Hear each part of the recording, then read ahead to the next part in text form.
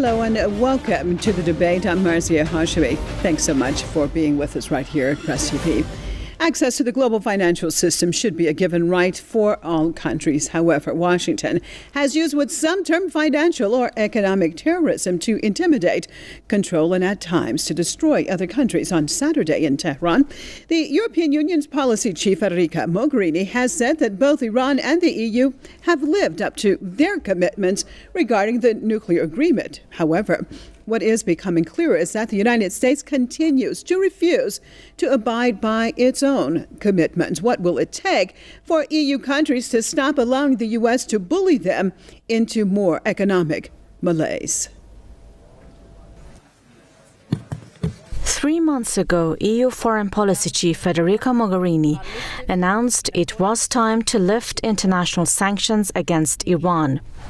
Today, almost exactly 6 months after finalization of the historic deal, the International Atomic Energy Agency has verified that Iran has implemented its nuclear-related commitments under the JCPOA. UN sanctions related to Iran's nuclear program are lifted.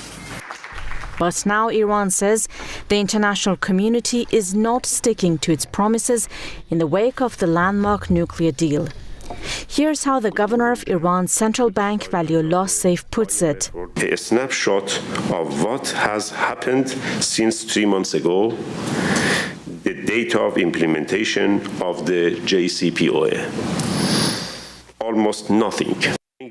Speaking at the U.S. Council on Foreign Relations in Washington on Friday, Saif said Iran still cannot access its frozen funds abroad. The Iranian official said the U.S. and the European Union must abide by the nuclear agreement. He also warned that the deal could be at risk if Washington fails to encourage international banks to do business with Iran. The same call was made by Iran's Foreign Minister Mohammad Javad Zarif on Saturday. Iran's top diplomat used the visit of EU's Mogherini to make his point. It's one of the goals of the nuclear deal to provide Iran with access to the global financial system. All countries involved in the deal are required to take necessary steps to remove the obstacles. U.S. banks remain prohibited from doing business with Iran directly or indirectly over U.S. allegations that Tehran supports terrorism. The issue has deterred European institutions. They fear they could face penalties imposed by the U.S. Treasury if they re-establish banking links. The White House has already rejected Iran's complaint, with its press secretary Josh Earnest saying the nuclear agreement does not include access to the U.S. financial system or the execution of the so-called U-turn transactions that allow U.S. banks to indirectly process deals involving Iran or the Iranian government. Everybody knew that one of the main goals of the nuclear deal was to remove the banking sanctions. So really what the U.S. is doing here is they're welching on the bed. It's basically showing everybody in the future that just because the U.S. signs something doesn't mean that it's going to implement it. The issue could lead to another confrontation between Iran and the U.S. and potentially undermine the implementation of the historic nuclear deal. But for now, many, including the European Union's foreign policy chief, remain optimistic that the difficulties will be resolved and the agreement will remain on track. I'd like to welcome to this program Professor from University of Tehran, Mr. Mohammad Marandi, right here in Tehran, and Security Studies Program, MIT, Mr. Jim Walsh in Boston. Thank you both for being with us. I want to start this off in Boston, and Mr. Walsh, why wouldn't the U.S. abide by an agreement which it has signed? Yeah, well, I think that this question sort of shows that some of these accusations are, in fact, illogical. There's no reason why the U.S. would sign an agreement that it thinks is important, spend political capital on it, and then not implement it and then be left blamed for it. So it's not U.S. intentions that is at question here. The U.S. wants to implement sanctions relief. It wants the deal to work. That's why it signed the deal in the first place. The problem is, and anyone who has worked on this for a long time knows, and I've worked on this for a long time, sanctions relief is complex and difficult. Why? Because it depends on private actors. The U.S. can't order U.S. banks, European banks, to do business with Iran. All it can do is lift restrictions. And unfortunately, bankers and lawyers are very conservative, hate risk, and they've been difficult to pull along into this process. This is not the first time it happened. It happened with North Korea and Banco Delta Asia.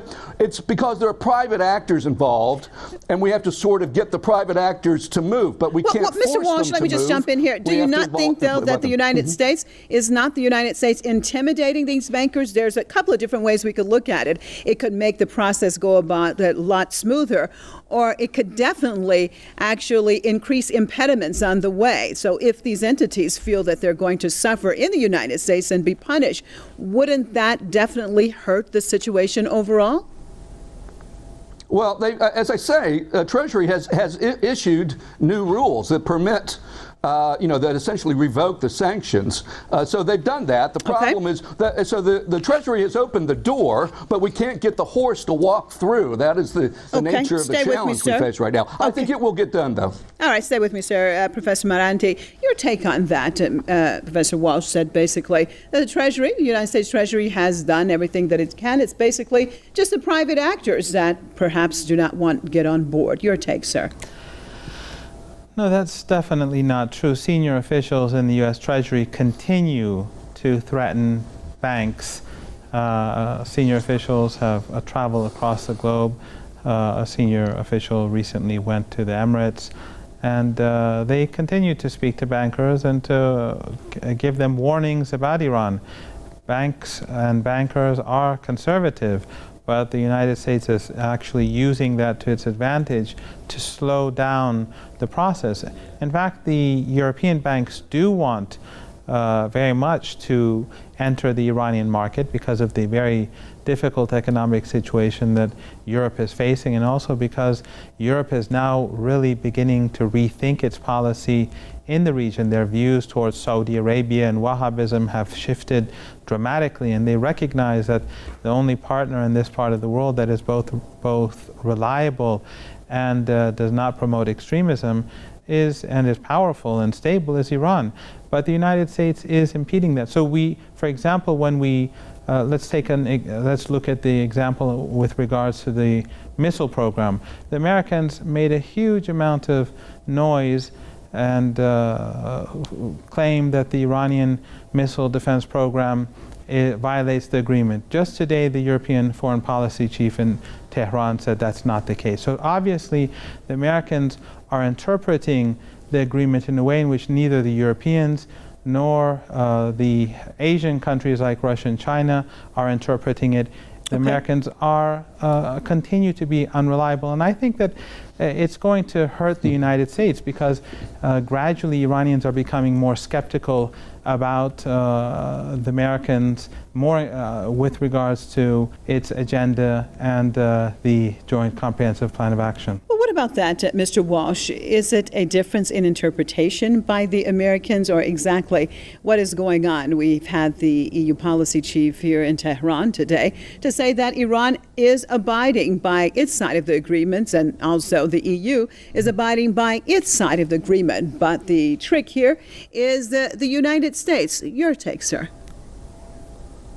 Yeah, I don't think the EU had blamed the U.S. She simply said that the EU has done what they're supposed to do. And in some ways, the U.S., as I say, has done what it's supposed to do. It's lifted the restrictions. The problem is that the actors are not playing there. Now, I have deep respect for Mr. Morandi and Professor Morandi, and I agree that the longer this goes on, the worse it is. And I do not think it's in U.S. national interest for there to be this problem. So that's why, I think this is not intentional. And as I say, anyone who's studied this topic knows that this was be the more difficult piece of this. It's happened before. I warned and others warned that this would be the hardest piece of the agreement, and it's simply taking time. I would have to push back on my colleague and say he confuses apples, oranges, and tomatoes. First of all, the missile issue is completely separate from the sanctions relief with respect to financial and other banking sanctions. That's just something else in the U.S. Iranian, spitting back and forth at each other, but that has nothing to do with sanctions relief. Now, when he says that U.S. Treasury officials are in the region warning some actors about some of their commerce with Iran, that is true, but that's not with respect to the JPOA, the JCPOA. The U.S. still, as part of the agreement, in the agreement is the fact that the U.S. does maintain its own sanctions on various issues, but it is removing any sanctions that would bar others from doing business with Iran. So the U.S. still has sanctions. Treasury is going to still be out there lecturing people, but Treasury also, as it relates to the obligations of the Iran agreement, is definitely wants the Iran agreement to work. Well, that's not certain. Let me just jump in here. It takes time. It's definitely not what the Europeans are saying, as many delegations are coming and going to Iran all the time and want to ink many agreements, and sometimes do, but still concerned about the United States' pressure as far as in the financial sector. So how can you say that actually United States, okay, they have their sanctions in place, but everyone else is free to continue in the way that they want, when at the end of the day, they will be penalized by the United States if they do so? This is the main impediment now. Yeah, I just disagree with that characterization.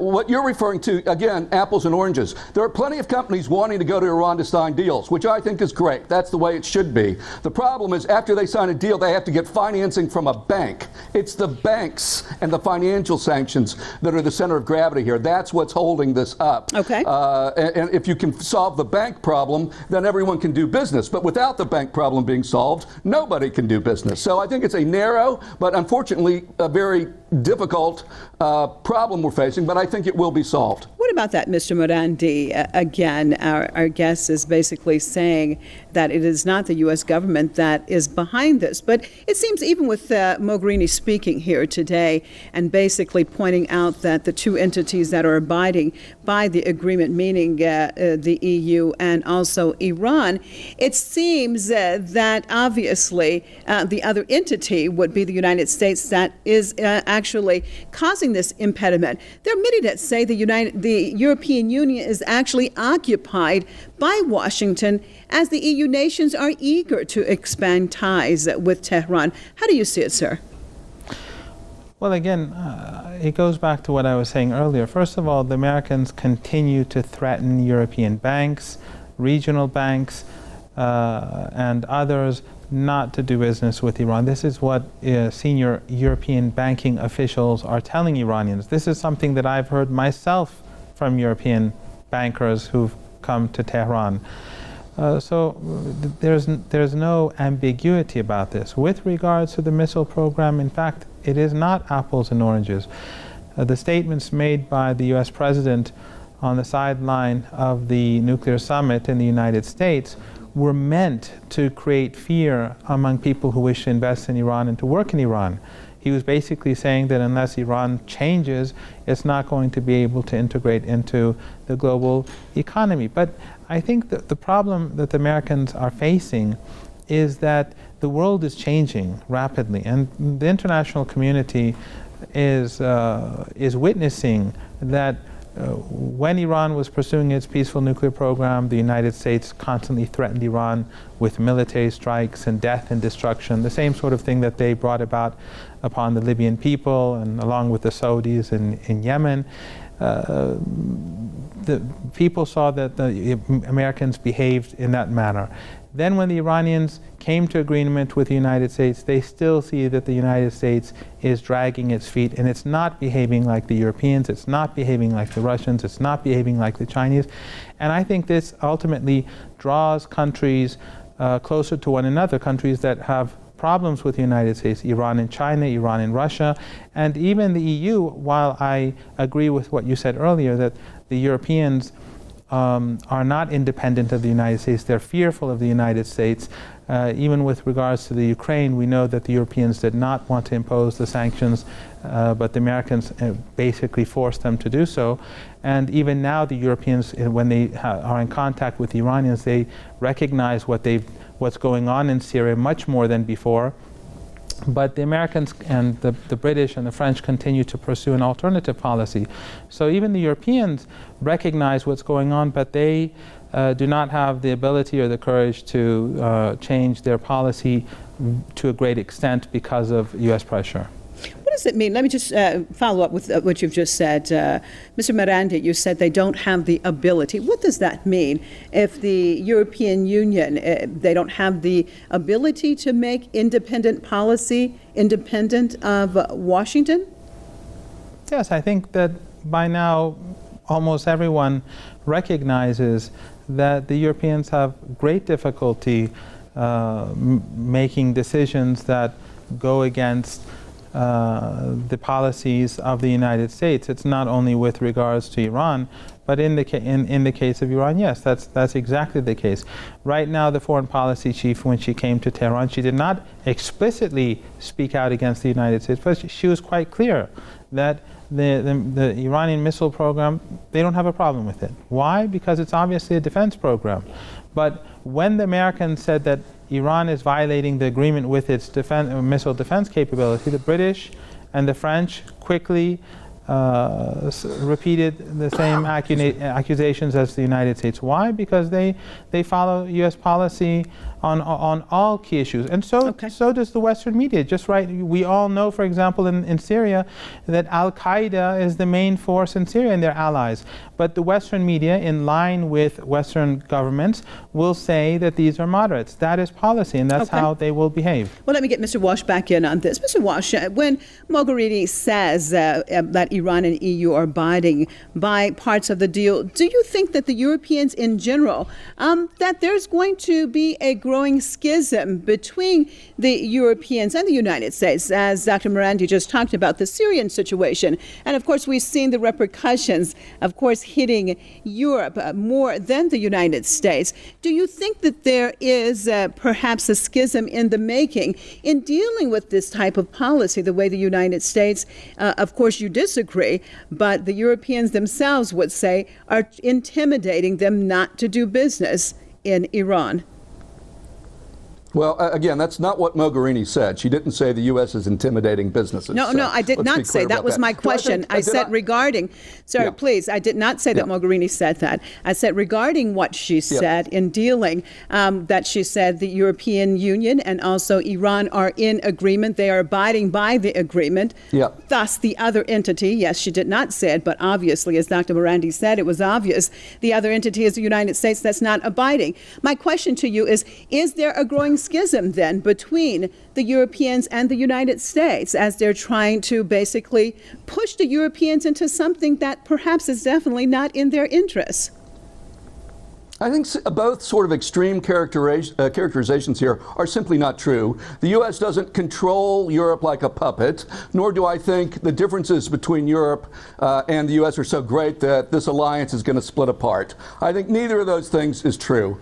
I think the Europeans want faster, accelerated sanctions relief. And I think that's what the U.S. wants. I've said a couple of things here several times that no one has responded to. So I said, why in the world would Obama put his legacy and tie up all his political capital into an agreement and then turn around and purposely try to sabotage it? That makes no sense. So all these references to all this other stuff is just, it's completely irrelevant. I've said, look, this stuff in the past, if you look at the historical record, always takes time and is always difficult because it relies on the actions of private actors. No one has responded to that. I mean, name an example for me of economic financial sanctions relief that was quick and easy. I mean, I don't know of one. And so, again, I think this will work. We don't have to drag in ideological fights about the past or call each other names. We should focus on implementing the agreement. Iran is upholding its end of the deal. The IAEA says that. They should be applauded for that.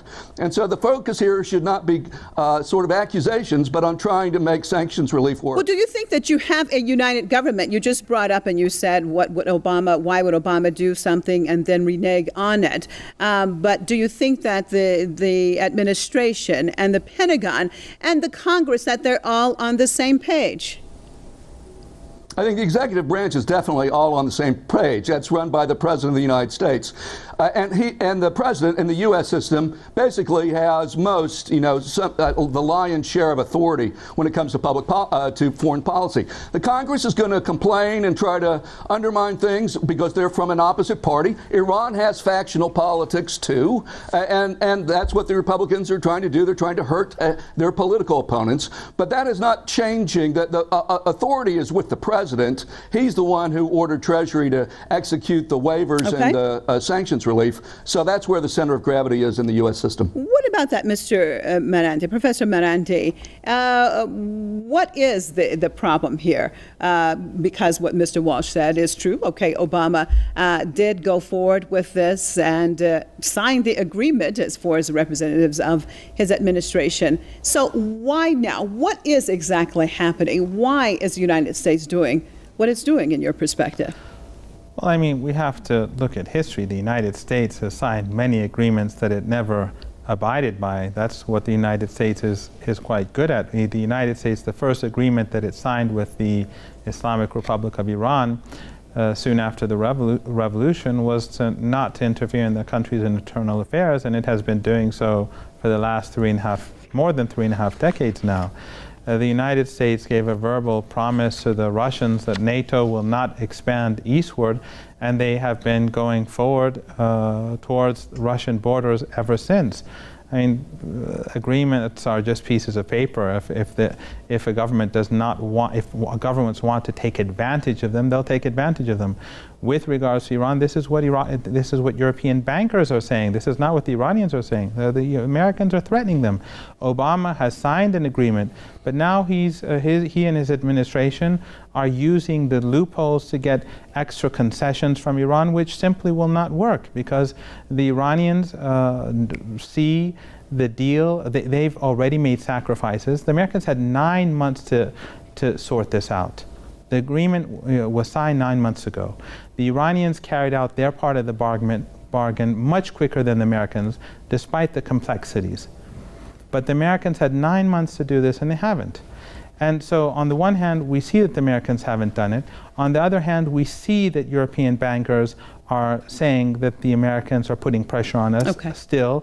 And finally, the American rhetoric on the missile defense capability of Iran is completely in contrast with what even the European officials are saying. Okay, Professor Marante, I hate to interrupt you, but we are out of time. I appreciate both of you being with us on this debate. Professor, University of Tehran, Mohammad Marante, right here in Tehran, and Security Studies Program Specialist from MIT, Mr. Jim Walsh out of Boston. And as always, viewers, we appreciate you being with us on another debate right here at Press TV. I'm Marzieh Hashemi signing off for myself and all the crew here in Tehran. Thanks and goodbye.